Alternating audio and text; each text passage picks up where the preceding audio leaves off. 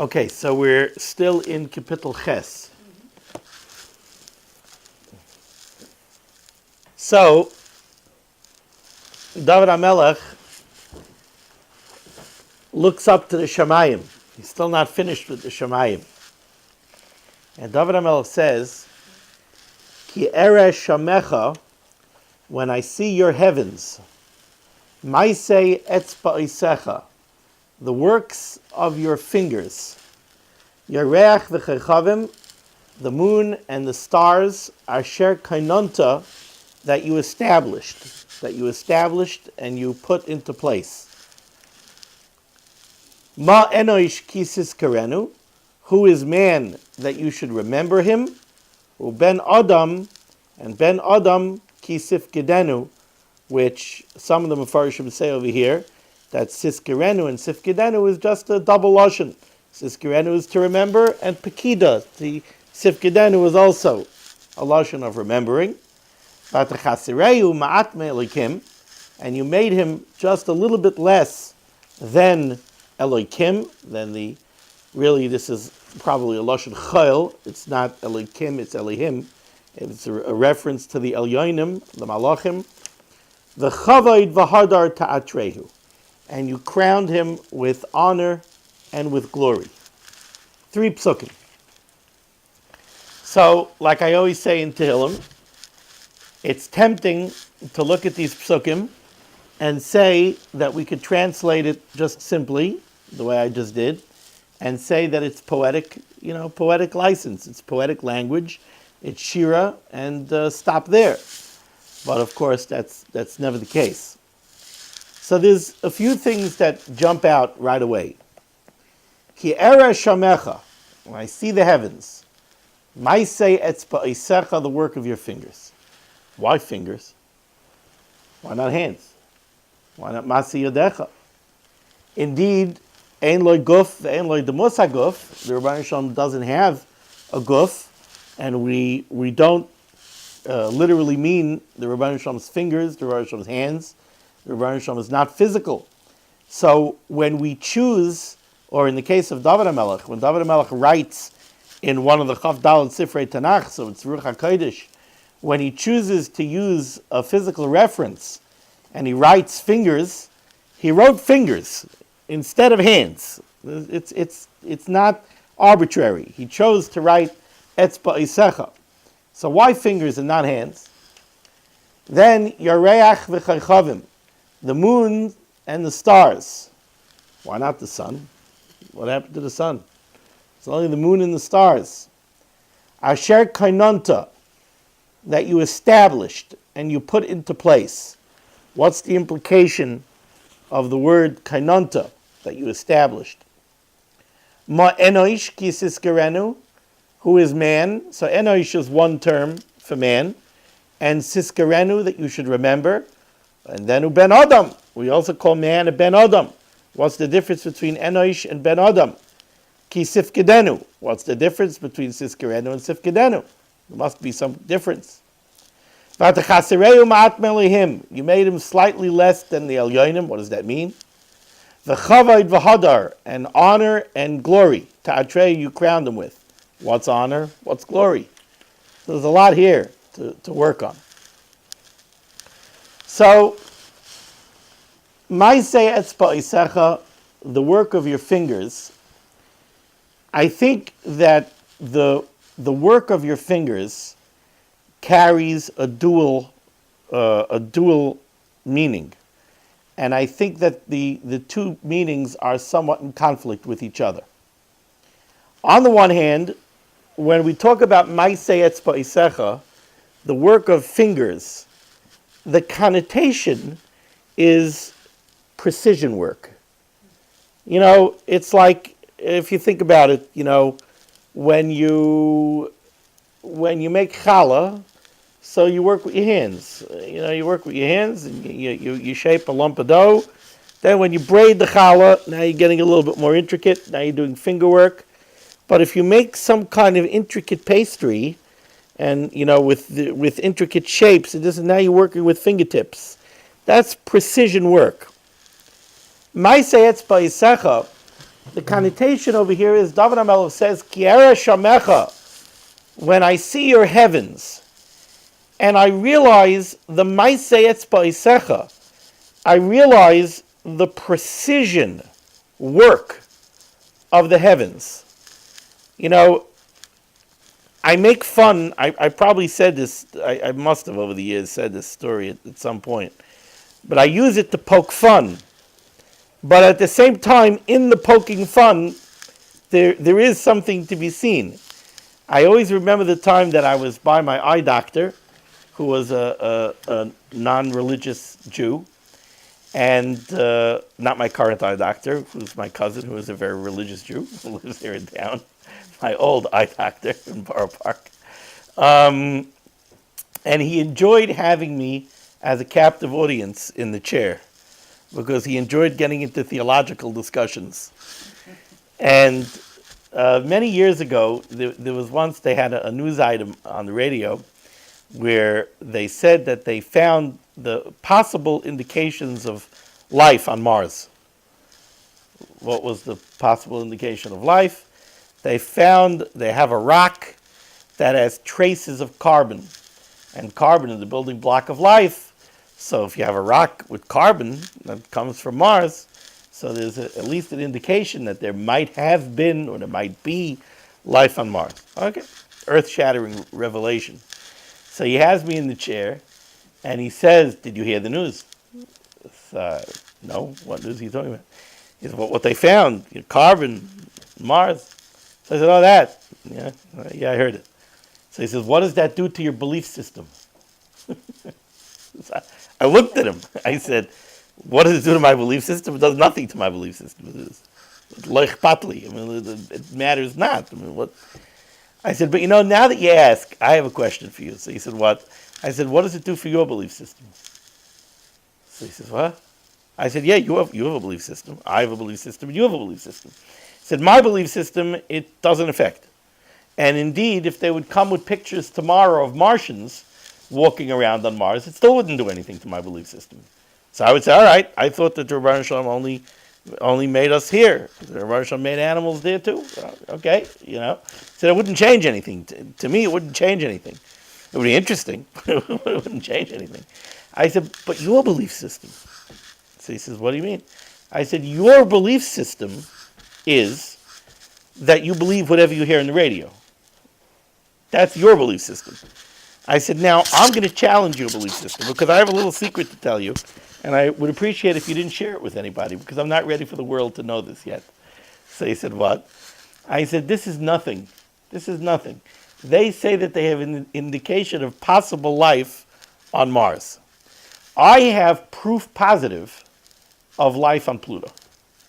He looks at me like I'm crazy. He says, "What?" I said, "Yeah, I have proof positive of life on Pluto." So he says, "Okay, what's that?" I said, "I have a Coca-Cola can that came from Pluto, but it's written in Plutonese, so you have to know how to read it." He says, "What are you talking about? You have a Coke can from Pluto." So I said, "Well, let me ask you something. Did you, after you heard about this rock on the radio, did you bother to ask yourself any questions?"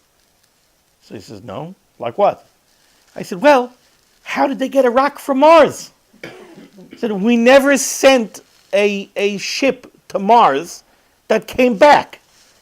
So how did they have a rock from Mars?" So and this was a very smart man. This was not a lightweight, an intellectual lightweight. This was a very smart, educated man. So he stopped. He was shaken by the question, and he said, that is a very excellent question. Do you by any chance know what the answer is?" So I said, "Yes, I know what the answer is. The answer is that they went to I think it was Antarctic. I think it was near the South Pole, not the North Pole. Said they went to the South Pole, and they drilled out an ice core. Now, an ice core means that they go into the ice field, and they have a drill, like the bit is a cylinder, and they drill out very deep, and they pull out a cylinder, a deep cylinder of ice. Then they take the cylinder, and under controlled conditions, they melt the cylinder. And they take out the minerals that are frozen in the ice. They take out everything that's frozen in the ice, and they're very precise. They do it in a very controlled environment. They know the exact depth in the ice core of where everything was in the ice core. And they took out this rock from the ice core, and they analyzed the rock. And the rock is a type of mineral that's generally found in meteorites. So they have what they have now concluded is a piece of space junk. It's a piece of a meteorite. Oh. And they know, or they claim to know, when it must have landed on Earth. Because they figure it's so and so much deep in the ice core. It must have landed at this time, and it got frozen in here, and Oh. So now they take out their slide rules, and they take out the calculators, and they take out the computers, and they start to analyze the star charts. And they say to themselves, okay, it looks like this rock must have landed in the ice field on about January 15th in 1943. And in January 15th in 1943, I'm making up arbitrary dates and numbers. In January 15th in 1943, the stars and the planets were aligned. This they could figure out. Were aligned as so. And this comet passed by Mars a month before that, and it probably picked up something that was orbiting Mars, which was probably orbiting Mars because it got kicked up from the surface of Mars, and it ended up in orbit, and it went over here, and it hit the asteroid belt, and it broke loose, and and boom, and it landed, So this rock must have come from Mars. And now we found carbon. So ta-da, presto, we have a rock that came from Mars that has carbon. I said, for the same price, I have a Coca-Cola can that I found in my backyard that I figured out came from Pluto. As much as you could trust and believe that their rock came from Mars, my Coke can came from Pluto. So he remember, he was like, really? That's what it's all based on? So he said, yeah, that's what it's based on. That's what it's based on. He said, well, that's lunacy. I said, yeah, I mean, so that's why I want to know, what does it do to your belief system? My belief system is fine. I think your belief system is shaken. So, okay, happens to be I had to go back to him for a follow-up. So I went back to him for a follow-up. He said, I looked into it, and you're 100% right. He says, and now I don't believe anything I hear anymore. I question everything. I said, good morning. Yeah. Now, the reason I bring it up here is because it's true. What do I mean it's true? The intricate precision of the universe is such that you can know. There's a lot that you could know that works the interdependencies of everything that goes on up in the Shamayim, the gravitational pull of each planet, and the gravitational pull of each star, and how it makes that everything is held in place and everything stays the way it is. And then the effects that all these celestial bodies, the known effects, last week we said how many effects there are that we have no clue, but the moon with the tides and everything else, the celestial effects of everything. This is Maisei Etzba Eisecha. This looks like incredible precision that the Rebbeinu Shem created a universe with such incredible detail. And if any of those details would go awry, right? If the Earth would be a little bit too close to the sun, if the rotation of the Earth would slow down, forget it. The rotation of the Earth would slow down. Would be big trouble. Your oxygen levels would decrease. Gravity would be affected. Right? There's so much that would be affected. At the same time, I don't know if people realize, we know that the Earth is closer to the sun during the winter than it is during the summer. Do you know what a difference it is? About 3 million miles. There ain't no piddling, no piddling difference. So do we even know? Do we even recognize that we moved 3 million miles? 3 million miles. 3 million miles. We move 3 million miles. No, our orbit goes closer to the sun. Our orbit moves closer to the sun. So I mean, all of these, the unbelievable precision and attention to detail. So David HaMelech says, "Kish eresh hamecha ma'aseh etzba isecha." When I see this finesse and this detail. On the other hand, there's another connotation to etzba isecha. Is that yours? Huh? There's another connotation of etzba isecha, which we see in Yetzias Mitzrayim, which we had recently, and that is by the Makkah of Kinim. By the Makkah of Kinim, the Chartumei Mitzrayim, the magicians over there, told Parai, Etzba Elikimhi. It's the finger of Hashem. And the question is always asked, why finger? Again, why finger? Why not hand? So over there, some of the Rishonim, I think most notably, I think Ibn Ezra, wants to say that the Chartumim, the Ramban and the Ibn Ezra say a very interesting thing. They say that Parai was not makrish, he did not deny that the Rabbeinu Shalom created the world. That's what the Ramban, I'm not sure, I don't remember for sure if he says it on his own or he just quotes it from the Ibn Ezra. I think he says it on his own also, the Ramban. That Parai was maskim. He agreed to the concept that the Rabbeinu Shalom created the world. What he denied was hashgacha pratis. What he denied was, he said, yeah, created the world, the world, made a set of rules, and then walked away. You know, kid makes a toy, builds something out of Lego, even if it has a motor. So it has a motor, and lots of things go on. The dimensions move around, and this and that. But then he walks away and he leaves it to its own things. So therefore, what the Chartumei Mitzrayim told him was, yeah, we were able to do Dam. So we don't believe that Dam had anything to do with God. We were able to do Tzvardeya. When Moshe Rabbeinu came with the Nachash and he threw the mata down and he made a snake, we were able to do that. Kinim we can't do. Kinim we can't do. You caught us. We can't do Kinim. So, okay, it has something to do with God. But it's not Yad Hashem. It's not something that the Rabbeinu Shalom is doing consciously with intent because he wants to help Klal Yisrael. There's nothing to do with that. Etzba Elohim. This is just a finger.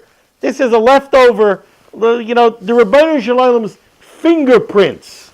You know, it's like the crook comes and he does something in the house, and then we find his fingerprints.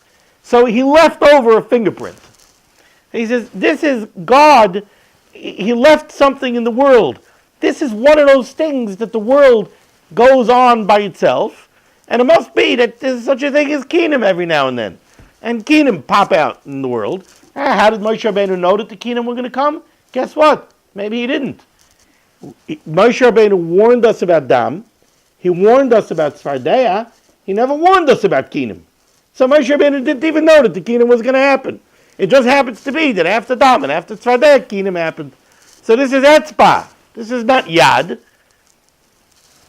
So you see that the connotation of Etzba, as much as Etzba carries a connotation of precision and masterful work, Etzba could also have the connotation of lack of hashgacha.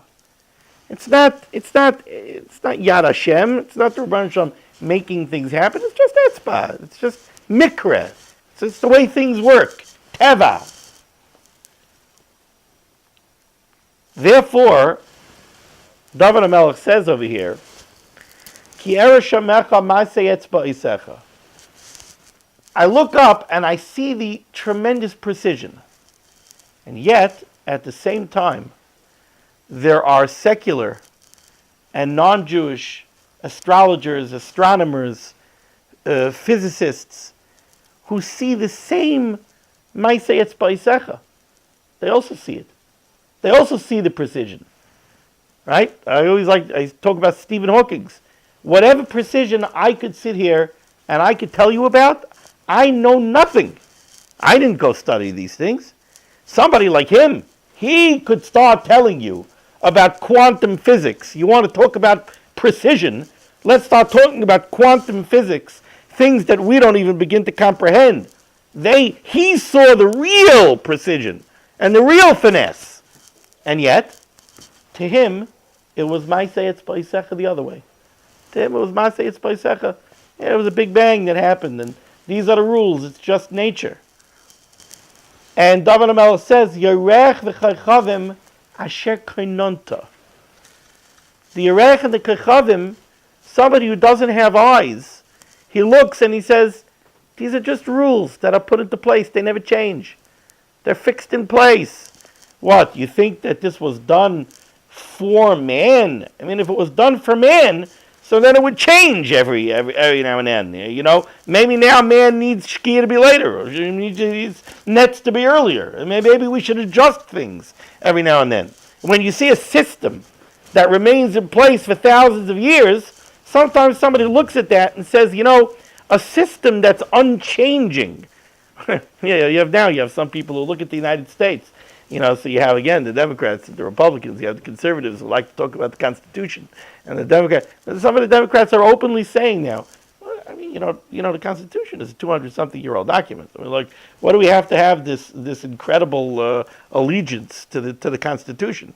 So a bunch of dummies, a bunch of slave owners, a bunch of misogynistic slave owner, who knows what's, racists and bigots, wrote a constitution 200-something years ago, and now we have to live and die by the Constitution?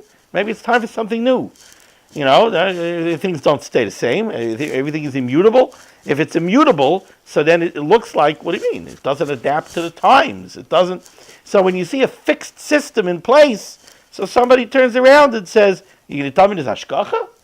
Well, hashgacha wouldn't stay the same all the time. If there was active hashgacha, maybe it would change every now and then. But those people are missing the point completely. And what they're missing is, they're missing the true grandeur of the Rebbeinu Shalom's universe, which is that with all the systems that we see that are fixed in place, still a person doesn't stub his toe unless the Rebbeinu Shalom was geyser that he should get a stubbed toe and he should get pain in his toe. And if the Rebbeinu Shalom doesn't want him to stub his toe, then there won't be anything for him to stub his toe on. So the hashgacha is under wraps. The hashgacha is not obvious. And I think that's why David HaMelech left out the Shemesh. He left out the Shemesh because when you have a Shemesh, you don't see the grandeur of the universe during the day. When the sun is out, you can't see any of this. When the sun is out, you don't see the stars. When do you go outside and look up at the sky and be amazed? You go up to the country during the summer where you don't have all the light pollution that we have here in the city because of all the light that we have. You go out up to the Catskills in the middle of the night. Even the Catskills is getting too much light pollution now, but especially years ago, you go to the Catskills and you look up at the sky and you see the stars without end. And you start looking even without a telescope, without anything, just with the naked eye. You look up and you see, it's incredible. But you can't see it during the day. It's all there, but it's all blotted out. So that's why David HaMelech says, Yereach v'chaychavim, when I see the sun, the moon, and the stars, that's when I see the majesty of the heavens. But a sun could come along and blot it all out, and now I don't even know it's there. So David HaMelech, it's the same thing. All the grandeur, all the Maaseh Etz B'Yisecha, it's all there, but it also could be blotted out. And when do you see it the most? When people are going through easy times, when everything is smooth sailing, people go along and they don't see so much. They say everything is fine. They don't pay attention. When it's a little dark and people suddenly are scared, people are worried, people have to pay more attention to what's happening, that's when you start to look and pay attention. And sometimes that's when you could discern the Yad Hashem. When you suddenly start to pay attention and you start to look, that's when you see the Yad Hashem.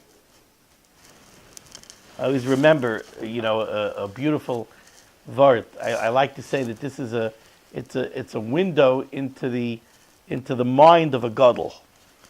I have a very good friend who married a granddaughter of Reb Shimon Schwab, Zecher Tzadik Livracha. And in his later years, he was in Muncie, staying by another grandchild. He was in Muncie staying by a grandchild. And it so happened one day that he was out in the backyard during the evening. And it started to get a little cool outside, so they wanted him to come in. So they went over to him and started talking to him, and he said, shh, shh, shh, shh. And he's just looking at the sky. And I tried to talk to him again. Shh, shh, shh. And he's just looking at the sky. I don't know what's going on. And he waited until it got dark. All the way until it got dark, and he was able to see the moon. And then, a little bit later, he said, Baruch Hashem. Jetzt verstehe ich Pshat in Pasuk. Now I understand Pshat in the Pasuk. What Pasuk?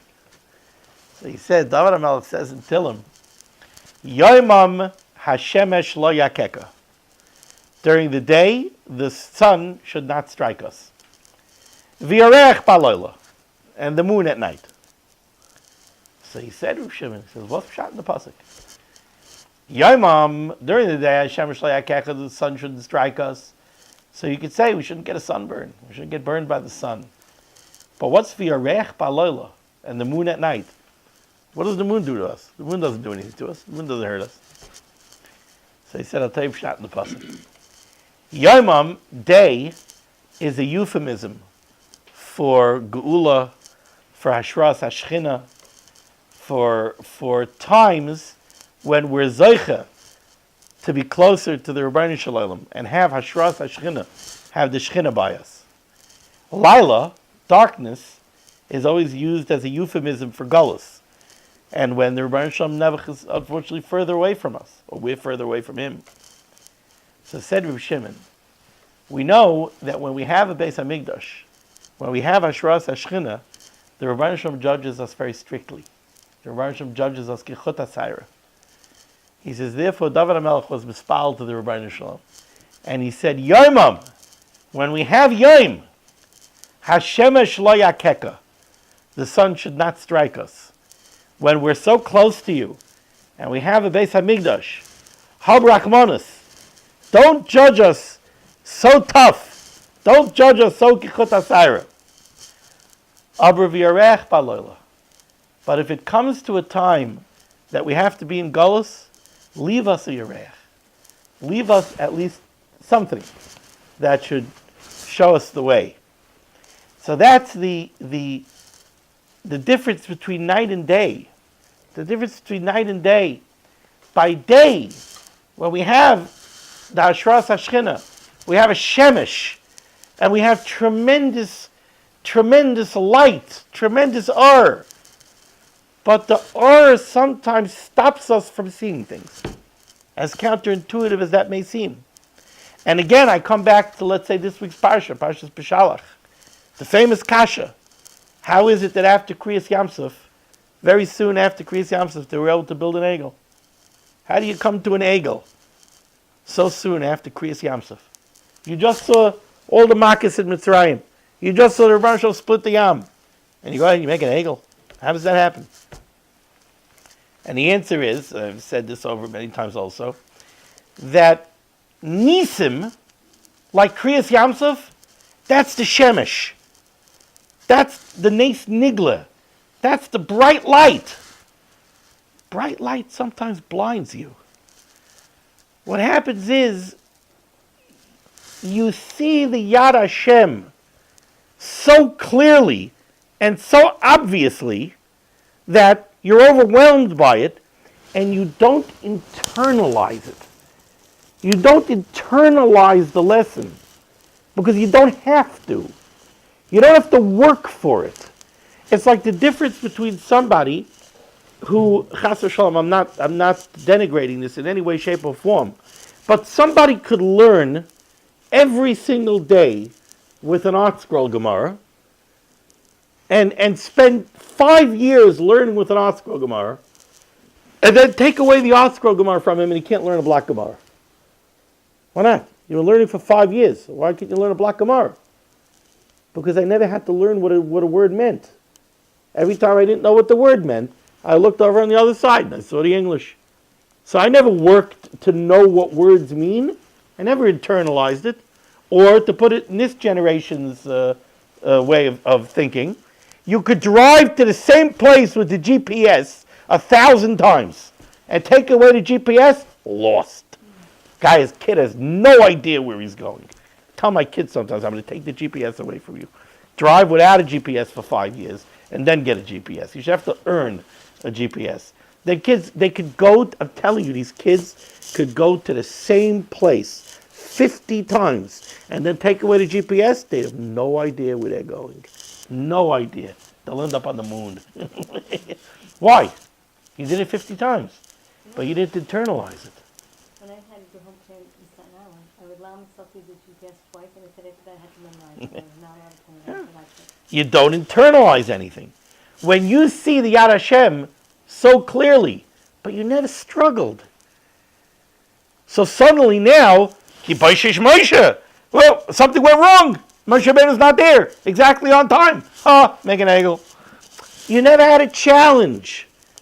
But at night, when you have a challenge, and you have to go and you have to look, that's why by Purim we say Kimu v'Kiblu, that they were Makabal, the Kabbalah Satira at the time of Purim, was it bigger than the Kabbalah Satira by Har Sinai, was because in the time of Purim, they had to go, you had to see the Yad Hashem in the Nistar. There was no Nes Nigla. You had to go find the Yad Hashem in the Nistar. You had to find the Yad Hashem. So when you see the Yad Hashem in the Nistar, then it's never taken away from you. You could never lose that. You know, it's you know, in a Holocaust, when you go ahead and you see the Yad Hashem in Auschwitz, when you see the Yad Hashem over there, somebody who was zeichet to see the Yad Hashem there, it wasn't taken away from him. It was very hard to see. A lot of people didn't see it. But the ones who saw the Yad Hashem there, the ones who saw the Yad Hashem in the Choshech V'Athela, you saw the Yad Hashem, then the Yad Hashem stays. Then you always see the Yad Hashem. So it's the same thing again. It's the Arech V'Chaychavim. David HaMelech reaches this level, when it's night, and it's only moon and stars, and there's no shemesh. That's when I'm astounded by the Shemayim. That's when I look at it and I'm blown away. And then in the face of it, David HaMelech says, in the face of seeing everything that goes on in the universe, Ma enosh kisis gerenu. So now, what is man that you should remember him? Now, the Mefarshim say, and I don't know precisely why, I don't have time to look into that the word enosh carries with it a connotation of the lowliness of man. Ma enosh kisis kerenu. What is, when you look and you see all of this, and you see this duality of the tremendous precision of the Bria that the Rebbeinu Shalom made, and the fixed nature, but at the same time, the tremendous hashgacha, that everything stays exactly the way it's supposed to be, and the affairs of man and everything else are so organized and everything kafi the way the Rebbeinu Shalom wants it. Ma enosh kisis gerenu. In the scheme of things, why would you remember man? What does that mean, remember?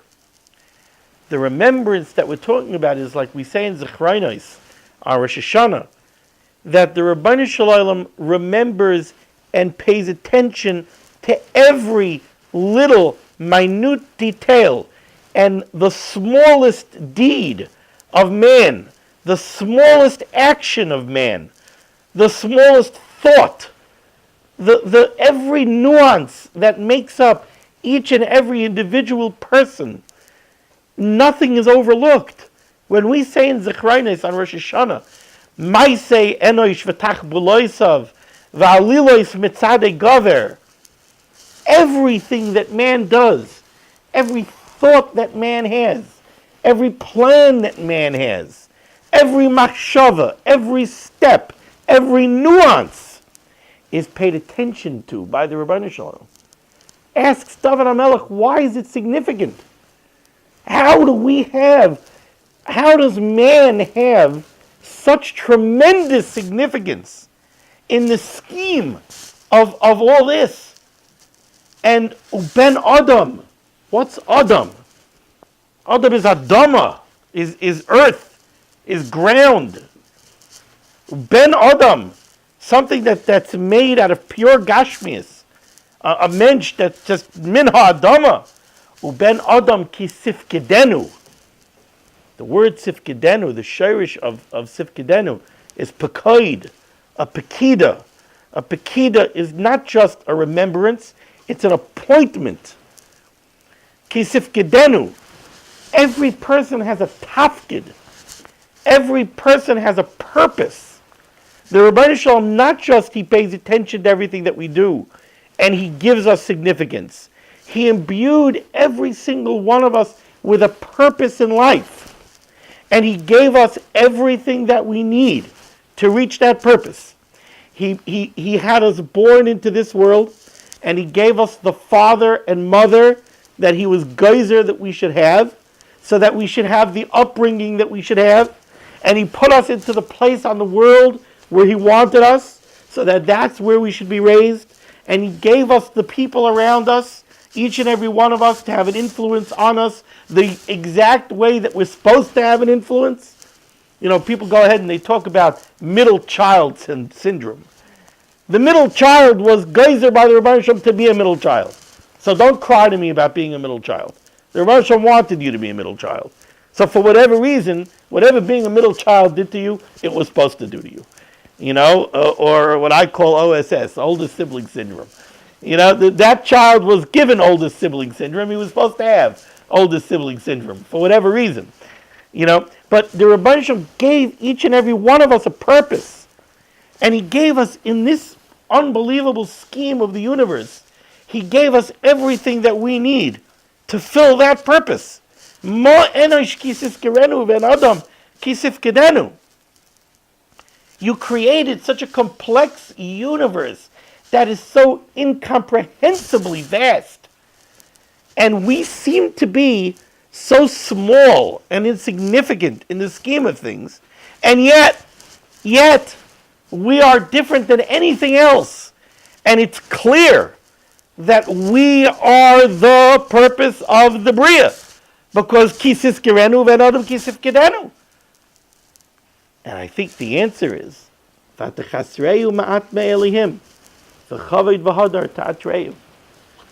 answer is because the Rebbeinu Shalom gave us something that doesn't exist anywhere else in the Bria.